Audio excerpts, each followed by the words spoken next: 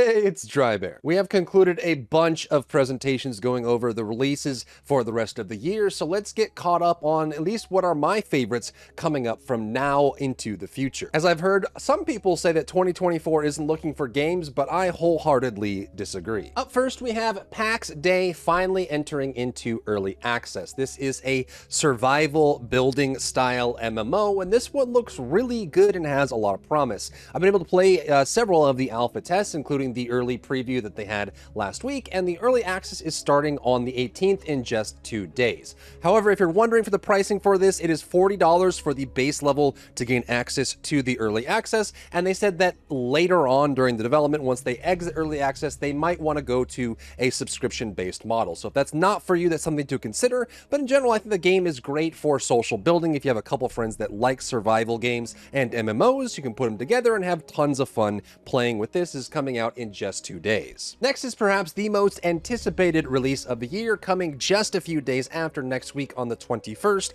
Shadow of the Erdtree DLC for Elden Ring. Elden Ring also recently crossed 25 million units sold, with the average price of each unit being around $60 is a massive success for FromSoft and one of the biggest games that we've seen in recent times. So Shadow of the Erdtree, the DLC, which includes a new area, new weapon types, and new experiences, new bosses, and everything of the like, is going to be a big release that you don't want to miss if you're into Elden Ring and or Souls-like games. On the same day, this Friday the 21st, is the release, the first ever full release of Tarisland, which is an awesome looking MMO. I actually haven't had a chance to play this one too much in the early testing phases, but it does seem to have some pretty great feedback, and actually has a pretty unique art style and gameplay style as well. So if you're on the look for new MMOs outside of the ones that are coming on our list shortly, then Tarisland might be one that you really want to look forward to. Speaking of MMOs, we have the early access launch of the new expansion for Final Fantasy XIV,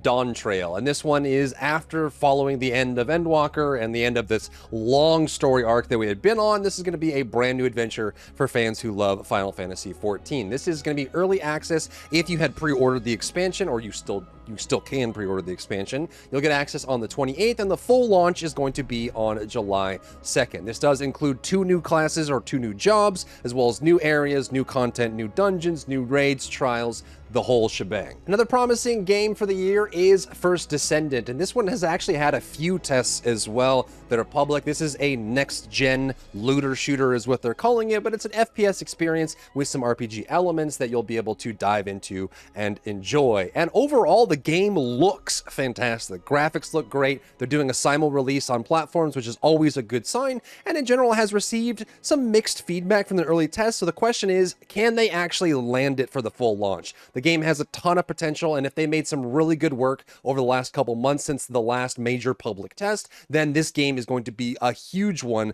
to pay attention to. If you're a fan of dark and darker Dungeonborne, which is proving to be a very strong competitor to that genre, which is a genre that we actually don't have enough titles for right now, is going to be having its first playtest soon. It looks like it's going to be an extended playtest as well. This is coming on the July the 3rd, so if you want to get on part of this and join on the playtest, make sure you sign up for this one. You don't want to miss out on getting to experience this game if you are a big dark and darker fan. The list wouldn't be complete with the latest installment from Hoyoverse, the upcoming gacha RPG Zenless Zone Zero. Now, historically, Hoyo has been doing a great job in keeping their games in the forefront of people who really enjoy these style of games, and Z3, or Zenless Zone Zero, is proving to be a very unique entry into their repertoire. It's a little bit more punk, a little bit more futuristic, and a little bit different in the way they present things, and it is going to be back to the 3D action combat that they had with Honkai Impact, as well as their Genshin Impact, which they took a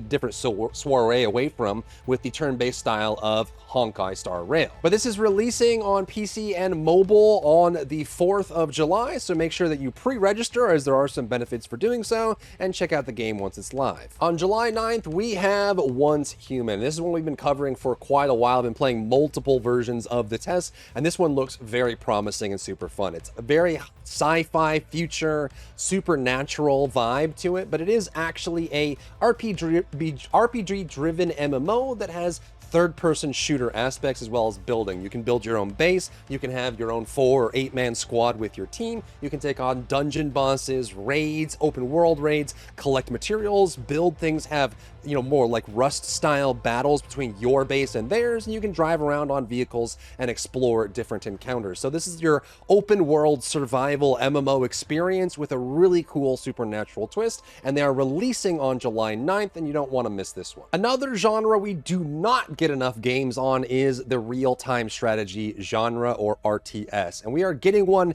that is probably the best one that we've seen in a very long time because the genre is just so slow for development, and this is going to be Stormgate. Now this one is launching actually in August, but if you pre-order the game, you can get into their early access, public early access test, or basically just an early access to the game in general, on July 30th. So you are interested in RTS. It seems like a lot of the original StarCraft devs, or a couple of the original StarCraft devs, are part of this new development studio, and a lot of people that really like RTS games have been working on Stormgate. So this might be a really awesome option for someone who loves RTS games and haven't really had the chance to play too many over the last few years. Early access starts July 30th. On August 20th, we are getting Black Myth Wukong, and this game is probably, at least in my eyes, I've been calling it the game that's either going to be the best game of the year or the biggest disappointment of the year. This game looks absolutely, positively, ridiculously awesome. The graphics look great. A lot of the cutscenes that we've seen look like they're from a movie. Even the gameplay looks absolutely phenomenal. It just looks so next gen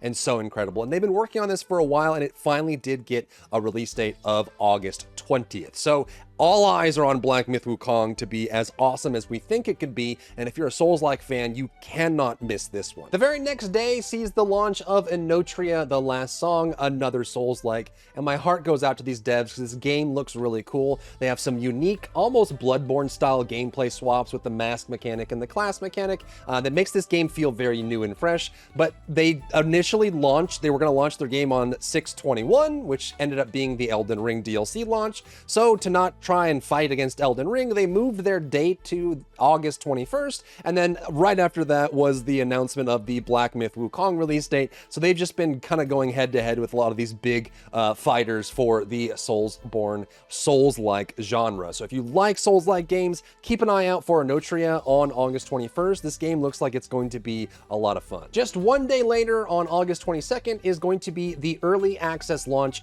of The War Within, the next expansion for World of Warcraft. Again, just like it is with Dawntrail, this date is actually, if you pre-order the expansion before it launches, you can get access to the game early. And this is actually a hugely competitive option for MMOs, where getting a couple days head start on other people playing the game so that you can get out of the zones that have the most people can make a big difference in your experience. This has no new classes coming into the expansion, but a new rework to the class power, the class fantasy, and some of the talent systems as well as a bunch of new features as well, new raids, new content, that sort of thing. So if you're a WoW fan, a WoW modern fan, WoW retail fan, then August 22nd is going to be your early access start date. On September 4th, we see the release of the remake for Age of Mythology. This one has been long awaited. This is one of the most original RTS games anyone has ever played, was Age of Mythology. This game was so fantastic to play back in the day, and it does look like the remake is going to be a strong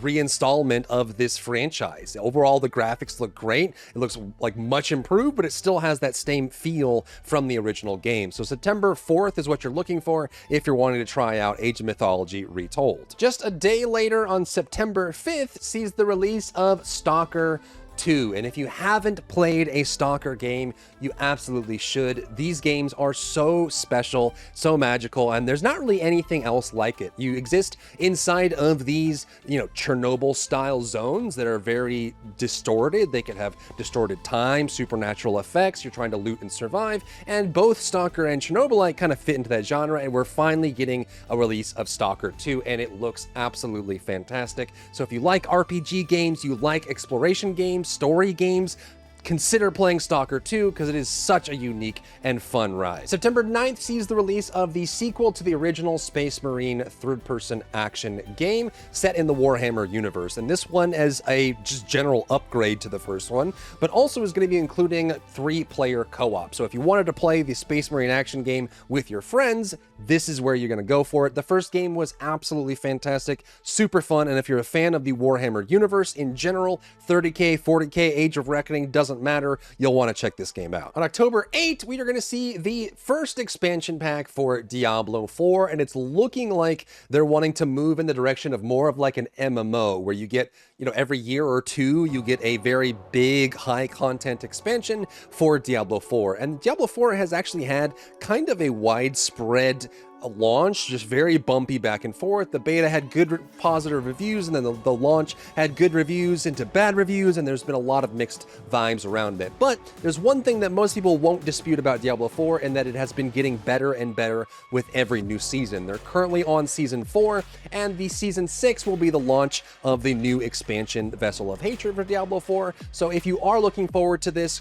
pay attention to Vessel of Hatred, though keep in mind, it's very likely that you'll have to pay $40 to $60 US in order to unlock the new expansion. On the same exact day, October 8th, you're going to see the release of Silent Hill 2 Remake. And I have some mixed feelings on this one. Overall, it looks good, but Silent Hill 2 is one of my favorite horror games of all time. And I hope that they can still capture the confusion and the mystery and the atmosphere that the original game had. And in the first few trailers, it didn't look like it had it, but the newer trailers, like this one we got a couple weeks ago, does look to be in line with the original game. So hopefully on October 8th, when we finally get the Silent Hill 2 remake, we'll be able to see it in modern time with all of its glory. On October 11th, we are finally getting the new Budokai for Dragon Ball called Sparking Zero. And if you like Dragon Ball Universe, or you like their fighting games and or their action RPG games, this is going to be a big one. This one looks so awesome. You get to relive a lot of the original stories from Dragon Ball leading up into present, and has a lot of different interactions, and generally just looks like we're going to have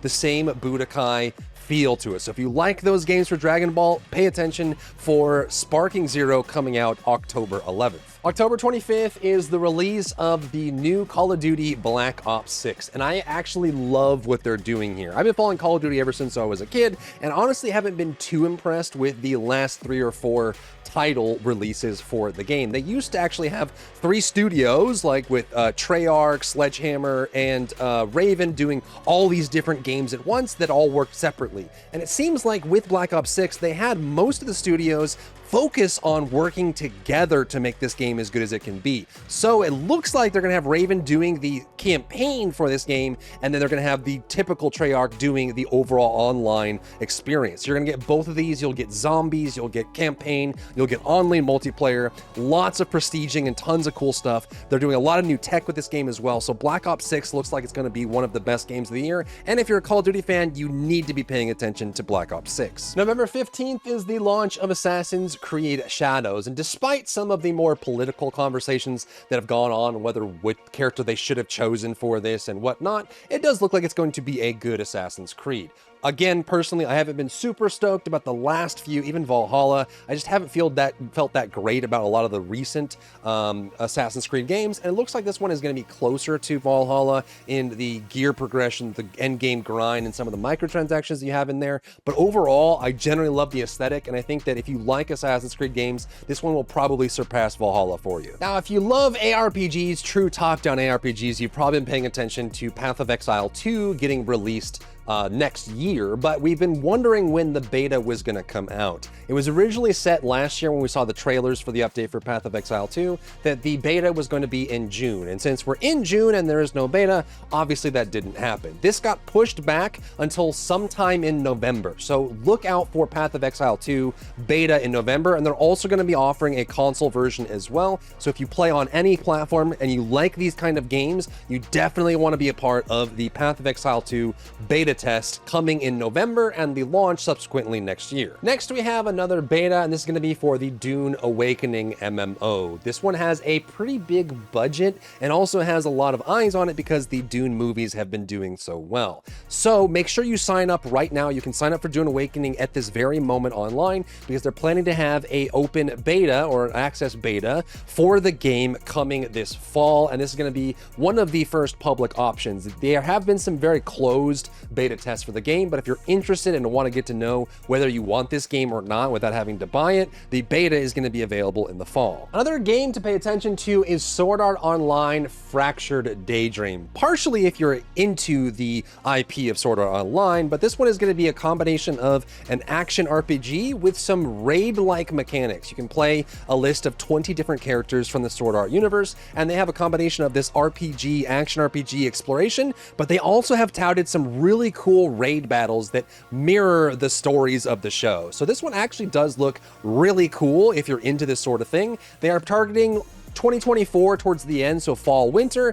but it's very likely this is going to come out with other games in the fall. And last but certainly not least is Dragon Age: The Veilguard, the latest installment in the Dragon Age franchise. There has been a lot of mixed reviews and ideas going around this trailer and the gameplay action of the game, and it looks like this one does have a mix of like Dragon Age Inquisition plus like some Mass Effect style combat. I think BioWare has been on the up and down previously over many years, and this one looks like it could be really good, but there's definitely some things to be wary about on this. This one is going to be releasing in the fall, and hopefully we get to see more and more about the combat style and how the characters work in the coming months, so we can get a better idea on what kind of game this is actually going to be. And that's it. That is all the games that I'm super excited about. We're going to get a lot more coming, and there's certainly a lot of smaller games that didn't make the list that are worth mentioning. So if you think of any that we didn't cover, make sure you drop those down below so everyone can keep track of those as well. If you found value in today's video, leave a like down below, leave a comment for the algorithm to help this video get seen by more people, and don't forget to check out my other channels for other content and other stuff and other things.